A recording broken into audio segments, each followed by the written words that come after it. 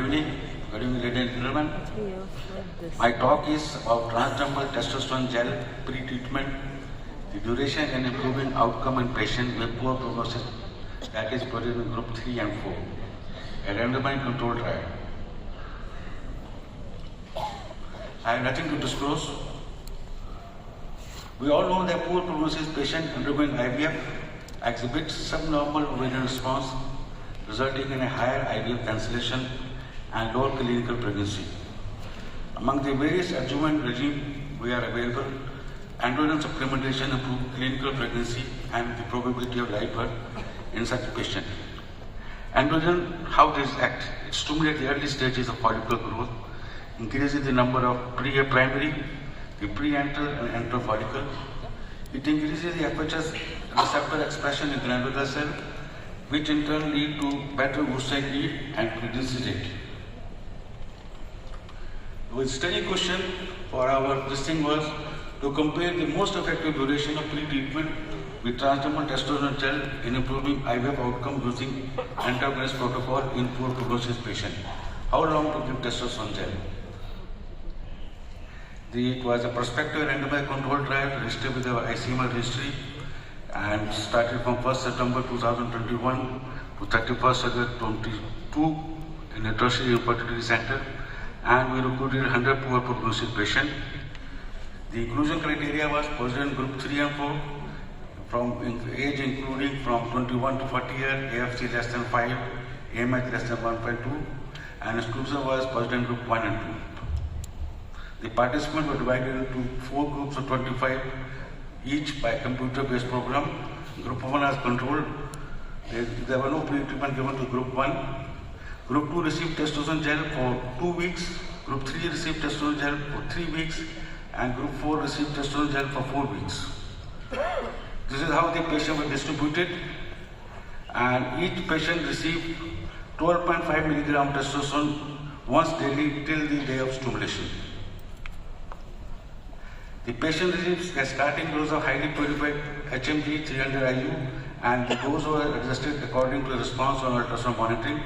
The antagonist protocol was used in a flexible way whenever the lead follicle was more than 40 millimeter. Oocyte retrieval was performed 35 hours after a dose of 250 microgram of recombinant HCG. The outcome measured were total days of stimulation, the total dose of gonadotropin, the number of oocyte retrieved, clinical pregnancy rate, miscarriage rate, ongoing pregnancy rate.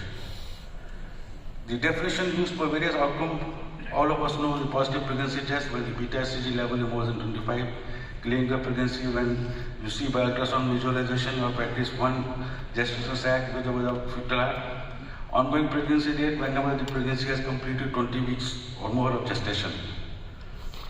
The statistical analysis was done by SPS program for Windows version 20, and the difference in outcome between two groups were analyzed using chi-square, and the statistical significance was evaluated by calculating the p-value. A two-sided p-value of less than 0.05 was considered significant. These are the results of our study. All groups were comparable with regards to the age, the baseline FHS, antral follicle count, and AMH. There was not much difference.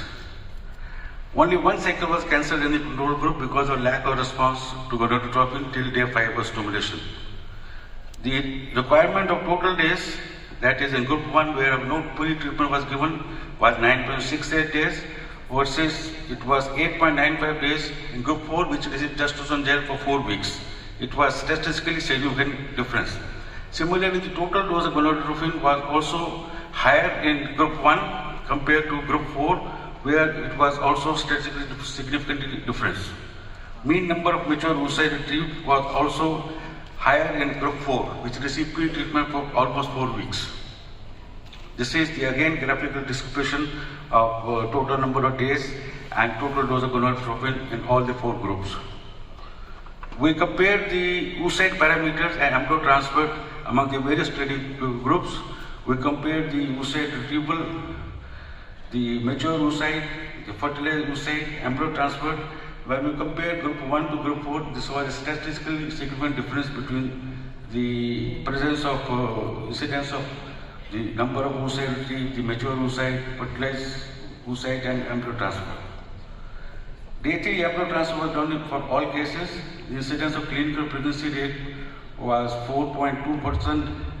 In the group 1, implantation rate was 8.3%. The clinical pregnancy rate was 4.2% and miscarriage rate 4.2%, and ongoing pregnancy rate was 4% in group 1.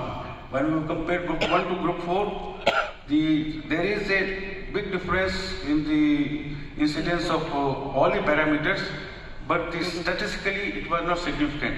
The p-value was not very significant, but we found that the rate of all the parameters, biochemical pregnancy, implantation rate, clinical pregnancy rate, miscarriage rate, and ongoing pregnancy rate was found to be higher in all the group 4 cases. What are the evidence?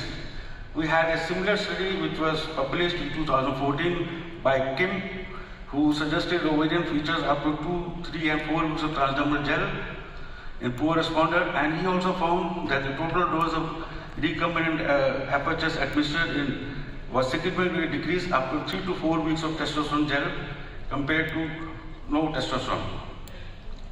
Then we had another publication in 2016, it was published from Poseidon. It was a transdermal testosterone pre-treatment in poor responder undergoing ICSI, and the result of the study, they included 50 patients, 26 received testosterone and 24 did not receive testosterone, and in the testosterone group, a daily dose of 10 mg testosterone gel was given.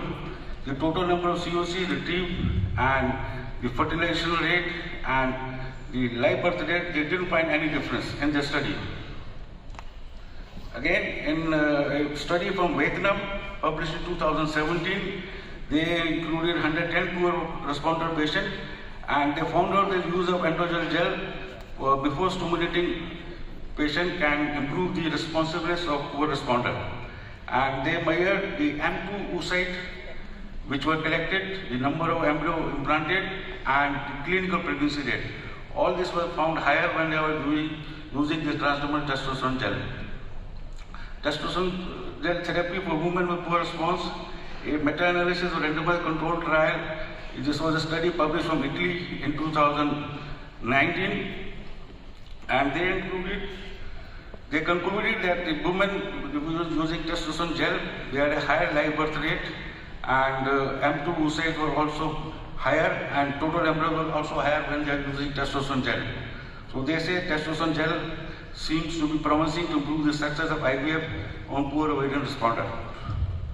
The follicle output rate as a method to evaluate transdermal testosterone efficacy in poor responder, the study published from Spain, and they found out that in these 90 patients, 46 received testosterone, 44 didn't receive testosterone, and they calculated that FORT and oocyte retrieved was significantly higher in group 1 which received testosterone gel. And the hypothesis was that testosterone gel is increasing the enteral follicle count sensitivity to gonadotropin. That is the finding of the study, that the FORT and the number of oocyte retrieved was higher in patients who used testosterone gel. Then we had a systemic review published this year only with Evangelica. She published it, and this systemic review contains 7 RCTs, which included 797 patients, and they found out that when you are using testosterone gel, there is a higher live birth rate, there is a higher clinical pregnancy rate, significantly fewer days to complete the ovarian stimulation, a lower total level of gonadotropin, which was all we also found in our study, that the number of days of gonadotropin, the total duration, the total dose of gonadotropin is less when you are using gonadotropin, when you are using testosterone gel. So the study suggests that the probability of pregnancy is increased in poor responder pre-treated with testosterone gel who are undergoing ovarian stimulation. These are the studies which were included in the systemic review. I already talked about the Kim study, the Poseidon study, the joint study from Vietnam. All the studies were included in the systemic review, and she concluded that when you are using testosterone gel, the clinical pregnancy rate and live birth rate are increased. If you look at the results of the systemic review, The clinical pregnancy rate, overall clinical pregnancy rate is increased when you are using testosterone gel, and the overall live birth rate is also increased when you are using testosterone gel. The limitation of our study was it is a single center, a small sample, 100 patients. We need a larger prospective trial with an increased number of patients we have to confirm our finding that when you are using testosterone gel, there is an increase in the clinical pregnancy rate and increase in the live birth rate. Thank you very much.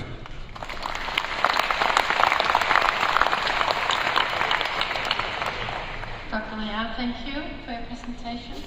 Do we have any questions?